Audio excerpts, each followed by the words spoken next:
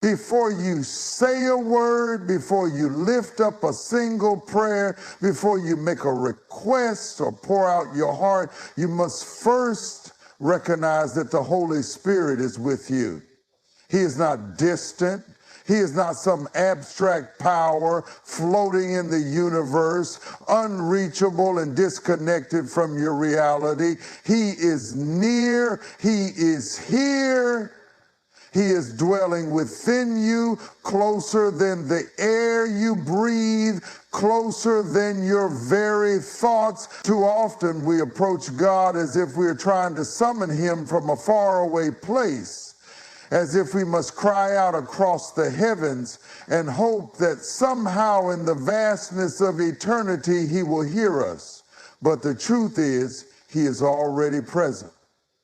The Holy Spirit does not come and go. He does not visit and then leave. He is not a guest in your life. He is a resident. He abides. He dwells. He remains.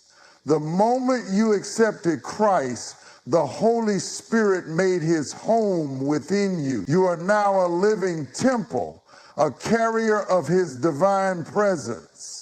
This changes everything about how we talk to him.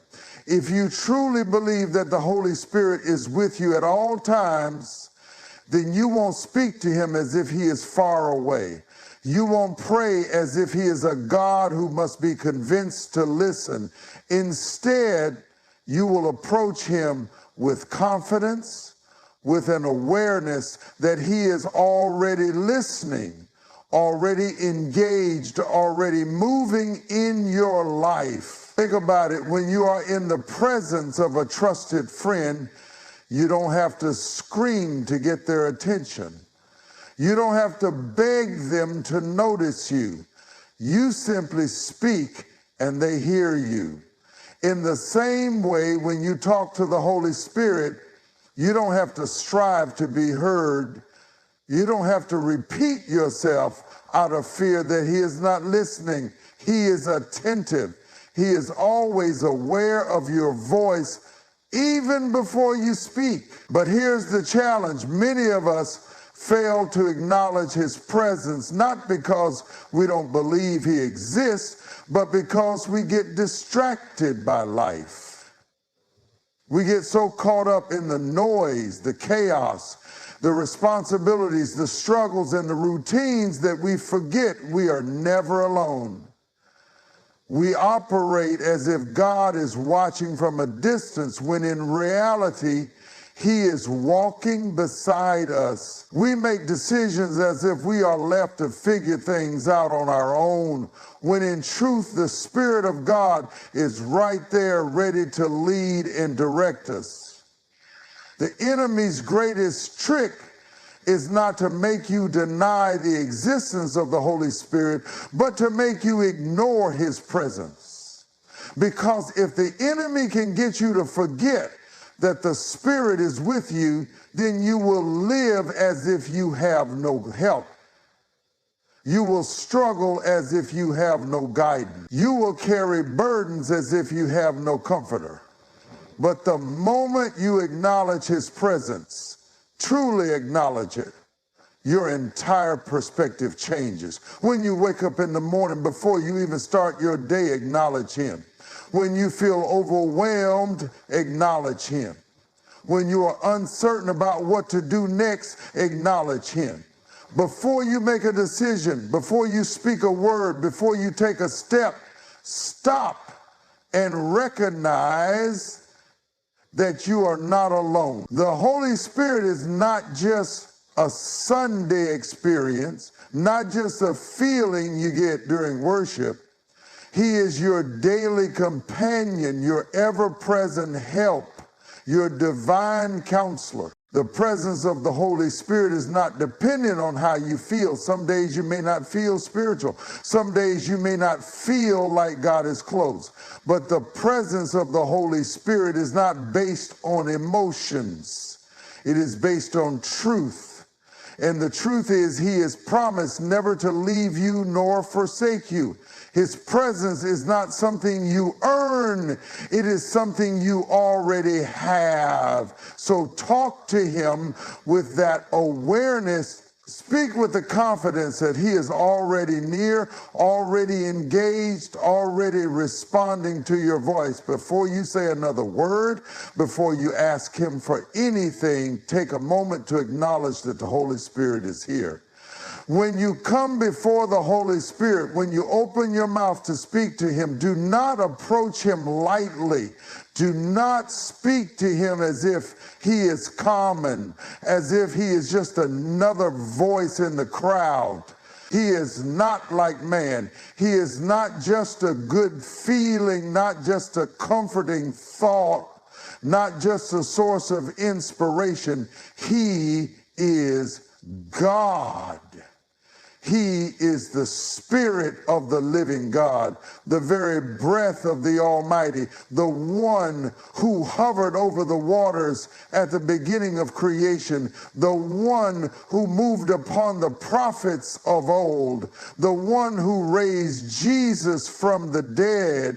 And that same Spirit, that same power, that same presence dwells in you. When you talk to the Holy Spirit, talk to him with the honor that he deserves. Speak with reverence, knowing that you are addressing the divine presence of God himself. This is not a casual conversation. This is not a mere exchange of words. This is an encounter with the one who knows all things, sees all things, and understands the depths of your soul in ways that even you do not. Think about how people approach earthly authorities. Think about how they speak when they stand before kings, presidents, and leaders. There is a level of respect, a weight to their words, and intentionality in their speech. If people can show such honor to human rulers, flawed, temporary, and limited in power, how much more should we honor the Spirit of God? How much more should we approach him with reverence, with humility, with a heart that is fully aware of his greatness? But reverence is not just about the words you say, it is about the posture of your heart. When you speak to the Holy Spirit, do you come with a heart that is submitted to him? Do you come recognizing that he is not just your helper, but also your Lord? Many want the guidance of the Holy Spirit, but they do not want his lordship. They want his power, but they do not want his correction. They want his comfort, but they resist his conviction. But to truly speak to the Holy Spirit with reverence, you must come with a surrendered heart, a heart that says, not my will, but yours be done. Reverence is not fear. Reverence is not coming to God with terror as if he is waiting to condemn you. No, reverence is love mixed with awe. It is recognizing that you are standing on holy ground every time you speak his name. It is knowing that you have been given access to a privilege that is greater than anything else in this world, the privilege of speaking directly to the Spirit of God. And when you speak, do not just speak with reverence, speak with expectation.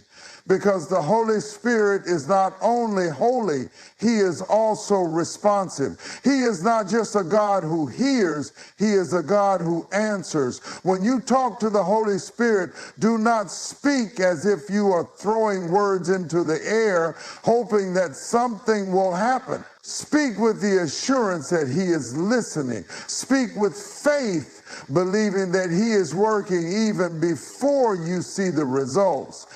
Expectation is the difference between religion and relationship. Religion prays without hope, without confidence, without certainty. Religion speaks out of obligation, out of routine, out of formality. But relationship speaks with faith. Relationship knows that when you call, he answers. Relationship knows that when you seek, you will find. Relationship knows that when you knock, the door will be opened. Many people pray without expecting anything to change. They go through the motions, repeating words, reciting prayers, but deep down, they do not truly believe that God is about to move. But when you talk to the Holy Spirit, you must come with the mindset that you are not just speaking, something is shifting. You must believe that your words are not empty, that heaven is responding, that divine intervention is already in motion.